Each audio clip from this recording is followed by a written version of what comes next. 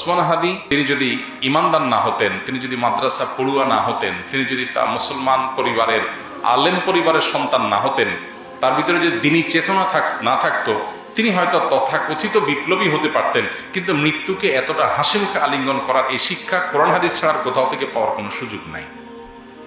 অতএব আমাদের প্রত্যেকটা যুবক কিভাবে তিনি ন্যায়নিষ্ঠ হবেন, কিভাবে তিনি দেশের মানুষকে, মুসলিম মিল্লাতকে অন্যায়ের হাত থেকে রক্ষা করবেন, আধিপত্যবাদের বিরুদ্ধে কিভাবে তিনি লড়ে যাবেন এবং ব্যক্তি স্বার্থ চিন্তা করবেন না, ফ্যামিলি স্বার্থ চিন্তা করবেন না, এগুলোর ঊর্ধ্বে উঠবেন, আল্লাহর উপরে ভরসা রাখবেন, আল্লাহর সঙ্গে সাক্ষাতের প্রত্যাশা করবেন, সেই ন্যায়নিষ্ঠ হওয়ার, অন্যায়ের বিরুদ্ধে প্রতিবাদী হওয়ার, অসৎ কাজে বাধা প্রদান করার শিক্ষা ওসমান হাদি আমাদেরকে দিয়ে গেছেন। আলহামদুলিল্লাহ, আমরা দোয়া করি আল্লাহ তাআলা তার শিক্ষা আমাদের জীবনে ধারণ করার তৌফিক দান করুন এবং আমাদের সবাইকে তার যে ভালো গুণগুলো আছে সেগুলো অর্জন করার। তার মতো আরো অনেক তরুণরা আমরা নিকটে দেখেছি, তারা দারুণভাবে নিজের কাজটা করে যেতে পেরেছেন, আদর্শ স্থাপন করতে পেরেছেন।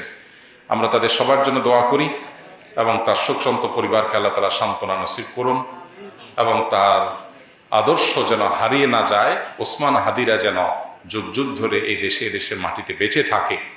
এদেশে মানুষের বড় বেশি তৃষ্ণা, বড় বেশি পিপাসা, কেউ তাদেরকে উদ্ধারে এগিয়ে আসবে, নেতৃত্ব দিবে, জীবন বাজি রাখবে। অনেক তরুণী তো আমাদের আছে। কজন তরুণ এরকম স্বপ্ন দেখেন, কজন তরুণ এই সীমাবদ্ধ চিন্তার ঊর্ধ্বে উঠেন।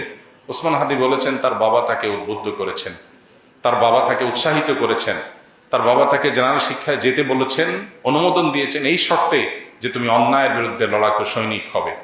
তার পরিবার থেকে তিনি পরিপূর্ণ সাপোর্ট পেয়েছেন। তো কয়টা পরিবার এরকম আছে, কয়টা মা বাবা এরকম আছে যে বাবা তুমি কেরিয়ার গড়ে অনেক টাকা পয়সা কামাই করবা, অনেক বড় পদ চেয়ারে যাবা, আর আমরা ভোগবাদে ভিতরে থাকবো, আমরা সেগুলো ভোগ করব, ভাবসাব হবে, সামাজিক অবস্থান হবে, এগুলো আমাদের টার্গেট না। আমাদের টার্গেট তুমি মানুষ হও, ইমানদার হও, আল্লাহ ভীরু হও, আল্লাহ ছাড়া কাউকে পরোয়াকারী হয়েও না, সমাজটাকে পরিবর্তনের জন্য চেষ্টাটা করো।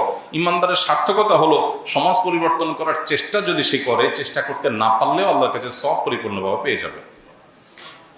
নবী করিম সাল্লাল্লাহু আলাইহি ওয়াসাল্লামের একটা হাদিস রয়েছে, কোনো ব্যক্তি যদি শাহাদাতের আকাঙ্ক্ষা লালন করে, শাহাদাতের তামান্না লালন করে, কিন্তু তার মৃত্যু যদি হয় বিছানায় স্বাভাবিক মৃত্যু, শহীদ যদি সে হতে নাও পারে, আল্লাহর কাছে শাহাদাতের মর্যাদা সে পেয়ে যাবে।